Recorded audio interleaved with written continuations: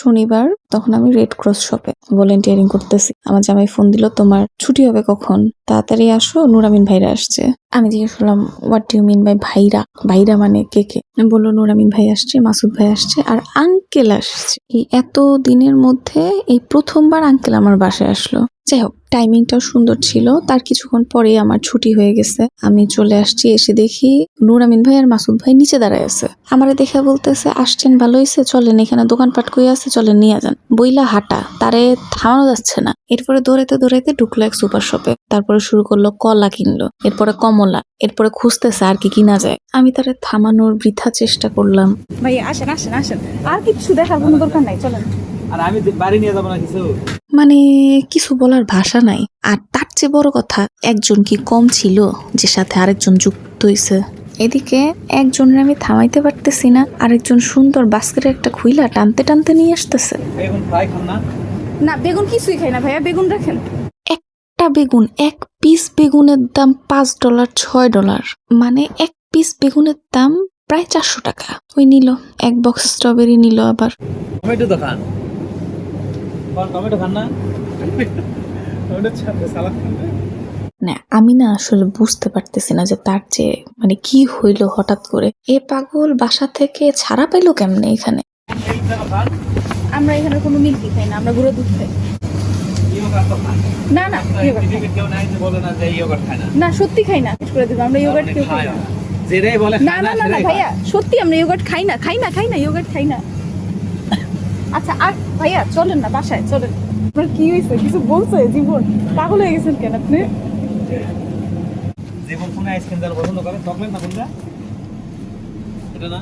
আমি এই পর্যায়ে লিটারেলি ভয় পেয়ে গেছি। আমার কাছে মনে হচ্ছে জীবনের সাথে কোনো একটা কিছু হয়েছে যার কারণে সে এরকম পাগলামি করতেছে। এই 7-8 ডিগ্রি ঠান্ডার মধ্যেও আমি ঘামাই গেছি। তখন আমি ফোন দিছি সাথে সাথে জীবনকে, যে তোমাদের মধ্যে কি এমন কোনো কথা হয়েছে নাকি, কোনো কথা কাটাকাটি হয়েছে নাকি, সে এরকম পাগলামি করতেছে এখানে। তো জীবন নিজেও জানে না কি হয়েছে। ও বললো কি জানি ভাসতেছে না কি জানি করতেছে বাসার মধ্যে। আমি তুমি ওগুলা রাইখা তুমি আসো, তাড়াতাড়ি আইসা উদ্ধার কর। সে পুরো পাগলামি করতেছে এখানে। নুরামিন ভাই যখন বুঝছে যে জীবন আসতেছে, তখন সেগুলো বিল করতে যায়। তখন আমি বললাম যে না না, আমি আরো শপিং করব। তখন সে শপিং করবে না, তখন সে বিলি করবে।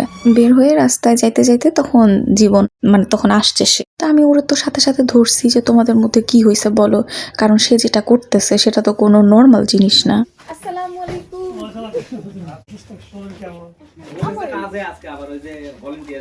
এই আঙ্কেল আসলো, এই প্রথমবার আমাদের বাসায় আসলেন আঙ্কেল। তো যেটা বলতেছিলাম যে ঠিক আছে, সে দোকানে গেছে, সে হয়তো কিছু কিনে নিয়ে যেতে পারে, আমার পিচ্চি আছে তার জন্য কিছু কিনতে পারে, সেই পর্যন্ত ঠিক আছে। তাই বলে আলু, বেগুন, টমেটো, পরোটা, টুনা ক্যান, এইসব মানে এটা পাগলামি না? তো বাসায় এসে যেটা দেখলাম, সে তার পাগলামি হাইস্ট লেভেলে করে ফেলছে। পৃথাদের বাসায় যেদিন ডিপ ফ্রিজ আনছিল, সেদিন বলছিলাম ভাই আমাদের জন্য একটা ফ্রিজ দেখেন, আমাদের বাসার জন্য লাগবে। কারণ বাসায় যেটা আছে ওইটা ডিপটা ছোট হয়ে যায়, তো 2 ফ্যামিলি থাকলে একটু ছোট ডিপে হবে না, আমাদের ডিপ আর একটা লাগবে। ওনারে বলছিলাম শুধু খোঁজ দেওয়ার জন্য যে সে তো এগুলা দেখতেছে, একটা ফ্রিজ তো সে পাইছে, এরকম কমের মধ্যে পাওয়া যায় নাকি। ডিপ ফ্রিজ সে নিজে কিনে নিয়ে আসছে, এসে বাসায় এসে সে দিয়ে গেছে এটা, তাও আবার গিফট।